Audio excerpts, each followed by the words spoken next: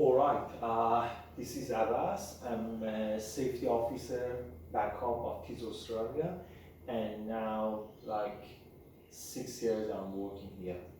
So, can you please tell me your name? Of course, this is Fresha. Oh, Fresha. Yeah. And have you got any nickname or just Yeah, Fresha? my nickname is Angel. Oh, Angel. Okay, easy to say. Yeah. All right. Okay. Today I'm going to tell you and explain about the WHS and your safety induction. Safety induction is most important part of your induction. Alright? Yeah. WHS Act 2011. So, Angel, do you know what is the meaning of WHS Act 2011? I think it means work health safety day. Oh, yeah, good. WHS Act 2011, as you said, W stands for work, health, and safety. Act 2011 is a piece of law that is passed by Parliament of Australia. So WHS Act 2011 is like, for example, traffic rules. Yeah. So Australia Parliament has passed many rules. One of them is WHS Act 2011, just talking about the safety. Yeah. TIS Australia has a legal obligation to provide a safe workplace. You know, safety in TIS Australia has two-way relationship between the company and the workers. Okay, so the responsibility of the TIS Australia is to provide for you as a worker a safe workplace. Right? Workers have a legal obligation to act in a safe manner at all times. Your responsibility is to act safely. It means you need to work safely and do your job safe. Alright? We've got some safety rules in TIS Australia. First of all is all work-related injuries are preventable. It means there is no job or task that can be done no safe. It means all the work can be done very safely. Okay, so WHS has the same priority as other business imperatives. Some people believe that because we get money from production, so production priority is here on top and safety is low. It's not true. So if production is very important because our money, our salary comes from production, but safety is also very important. If you are not safe, you cannot to produce product. Okay? So production very important, safety is very important too. Okay? Employees are consulted. For each department, we have a representative, safety representative, that represent the employees of that department. Okay, so that's why we can negotiate and consult with the employees. Information is communicated to employees. There are some ways that TIS Australia can communicate with workers. One of them is like TVs. Yeah. We have like 4 TVs in canteen, same as this size, and you can see safety information, any, for example, safety events on the TV. Also, we have safety boards. We have safety boards in morning room, kill floor, loadout. In the front of the door, there is safety boards. You can have a look and see what's happening in safety. Employees are trained in safe working procedures. It doesn't matter how minor or major your task is, you will be trained for. So for any task that you are going to do, you need to get training. So Angel, can I ask you what department are you going to work? Yes, I'm going to work in payroll office. Oh, payroll office, okay. All right. Generate a positive safety culture. It's the responsibility of every person that get inside the TIS Australia side that to produce a positive safety culture. It means you need to act safely, and if you see anything unsafe, just report it, okay? Safety Training Observation Program. Short form is a stop card. A stop card is a device, is a safety device that is used by supervisor and managers, okay? And if, for example, you are doing your job in future and you see your supervisor or manager is standing behind you and just filling one of this form, don't be anxious, don't be worried, because they just want to check how you are doing your job safely. So it's all good, don't worry about it. If they see everything you are doing is safe, so that's okay. And if they see, okay, something you are doing is wrong, is not safe, after filling the form, say, "Hi Angel, you need to do this job safely," and they show you how to do it safely and correctly, okay? So don't worry about it if you see this form is filled out by your supervisor or managers. Safety first card. This card can be used by anybody, okay? So it's not just for supervisor and managers. Description. If you see any hazard, any near miss, any injury, anything, you can have one of these form and fill it out. So description, for example, you see this area is slippery, you can just put here in description. Suggested solution, so how we can remove this hazard, for example, cleaning this area. Possible consequences, for example, a slip tree, and put your name and date, okay? So it's very easy to fill it out, but it's a very important safety tool that we are using in TIS Australia. I know that you are working payroll office. I know you are not working with knife, but briefly I talk about the knife, because knife is the most important device that is being used in TIS Australia. Everybody is using knife in owning room and kill flow.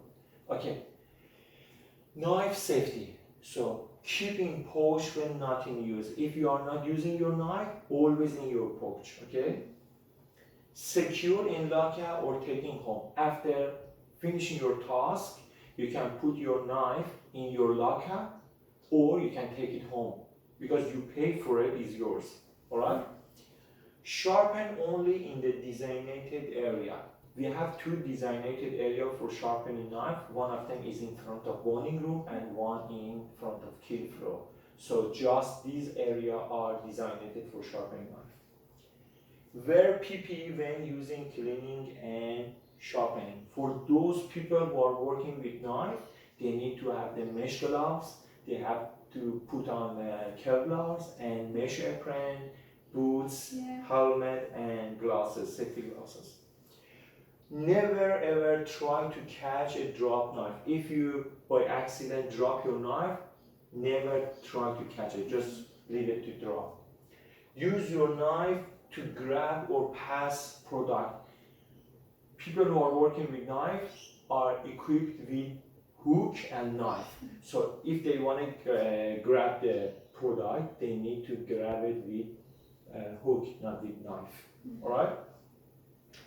Use your knife to point. For example, they want to show the clock, oh, it's nearly a smoker, we want to go a smoker, and hey mate, with knife pointing to the clock is very, very dangerous. So never ever use your knife to point to someone or something, all right? Okay, again, I know you are not working with chemicals, it's just for cleaners, but I'm briefly talking about the chemicals, okay? Chemical safety training must be completed. Only use chemicals you have been trained to use. So we have using couple of chemicals here for cleaners, but they all have labels, and before using, cleaners are be trained for. Okay. So do not mix chemicals together. Okay, Angel, do you know why we cannot, we can actually, but we shouldn't mix two chemicals together? Because they mix, They mix it. maybe because Yeah. yes, I know. Because outcome Yeah, outcome. maybe explosion or Oh, poisonous. exactly. Yeah. So maybe we know type 1, for example, this chemical and B, okay? Yeah. But we don't know the outcome. When we mix it, maybe the outcome, as we said, maybe is explosion Yeah. or poisonous gas. So never mix two chemicals together. If you cannot identify a chemical, do not touch it and report it to your supervisor. So, as I told you, all chemical containers has a label. Yeah. So if you cannot recognize this container because there is, for example, no label, okay, I cannot identify this product, this chemical, just leave it and ask your supervisor, okay? Never touch it. Working at height. For those who want to work as a maintenance, they need to work with the ladders and sometimes working at height. Okay, there is some safety rules regarding to working at height. First of all, use correct serviceable equipment. Yeah. Do not stand on the top step of the step ladder. Okay, Yeah. just using these steps, not the top one. Over 2 meters, a spotter must be used. I mean, someone should stand here and look after you, okay? And over 2 meters requires the wearing of fall prevention equipment, safety harness, okay? Above 2 meters, if you need to work, you need to wear safety harness, okay? Yeah. Hot water and sterilizer. We are working with the hot water for cleaning and for sterilizing in our plant. Okay, so water temperature of hot water is like 82 degrees. Is very dangerous. Okay, wear the correct PPE for those one who want to work with the hot water, and check no one is in danger before turning a hose on for cleaners. Before cleaning somewhere with the hot water, first they need to watch out if there is no one in danger, and after that turn the hose on. Okay, do not put your hands in a sterilizer to warm them up or to wash them, especially in winter time. Some people in warming room, because it's a very cold area, they want to warm up their hands with a sterilizer. They put their hands inside the sterilizer. Is very dangerous. Okay. Do not use the hot water hose to wash your boots. To wash your boots, you are supposed to use warm water, not hot water, okay? So never use the hot water to wash your boots. In case hot water going inside your boots, you maybe get very bad hair, okay? Manual handling. Because you're working in a payroll office, I think you need to know a good technique of manual handling. Okay, I show you how to do that, and this one is very important. Let me show you. For example, this is a box. Imagine, okay. So if you wanna lift it up, first you should have a plan. Okay, so you should know where you want to put this one first, okay? So first go and get very close to the box, okay? Bend your knees, okay? Get the box, lift it, okay? Keep it very close to your body, okay? and your elbow needs to very close to your body, okay? Not like this, and after that, heads up, okay, stand up, okay, alright? Alright? So, if you keep it like this, far from your body, too much pressure on your shoulder and your back. Okay, so manual handling is very important. Okay, plan the lift. Use manual handling aids where possible. If first of all, if you can get a trolley instead of lifting up, put the box on the trolley is easy. Get help if needed. If you cannot even lift it up, you can ask someone. You can ask your supervisor, okay, I need a help. It's okay to get help. Bend your knees and hug the load, as I told you, okay? Okay, this one is very important, injury reporting. So, Angel, do you know if in case you get injured, who you should report your injury? I think my supervisor. Excellent, excellent. So first of all, you should tell your supervisor, and after that, your supervisor tell clinic that you get injured. Okay. So all injuries, near misses, illnesses, and injuries must be reported immediately, straight away. Don't wait until smokers after the task. Immediately report it to your supervisor. Report to your supervisor before going to the clinic. You must see the clinic before going to the doctor. There may need to be an incident investigation by safety department. Okay, we should know what the root cause of the incident and later on just stop it. Okay.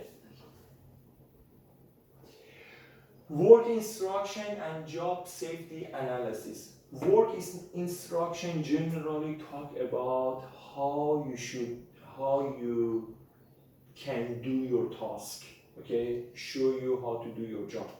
But safety analysis, job safety analysis talking about the safety aspects of your job, okay? What, for example, PPE you need, what is the condition of environment of your job, and in general talking about the safety.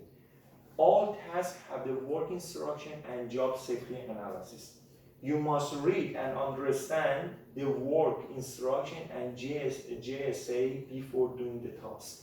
It is very important for you and all the workers understand work instruction and JSA completely, 100%. So if, for example, you cannot understand this piece of work instruction, tell your supervisor, okay, mate, hey, I cannot understand. Could you please explain for me? If you need interpreter, you can ask your supervisor to provide you interpreter. So if you cannot understand, okay, work instruction or JSA, you need to ask your supervisor to help you, okay? So if don't understand, don't sign off, never. So it's very important. Because if you don't know your work instruction and JSA, you cannot do your job safely, all right? You will be trained and assessed on every new task. And ask your trainer or supervisor if unsure of anything. So when you get training, you will be assessed by your trainer or your supervisor that they feel you are confident on your task, all right? Yeah. So, is the end of the safety induction. Angel, do you have any question? Yes, of course. What PPE? Yeah? PPE, yeah. What PPE I need to wear? Good question, because let me show you.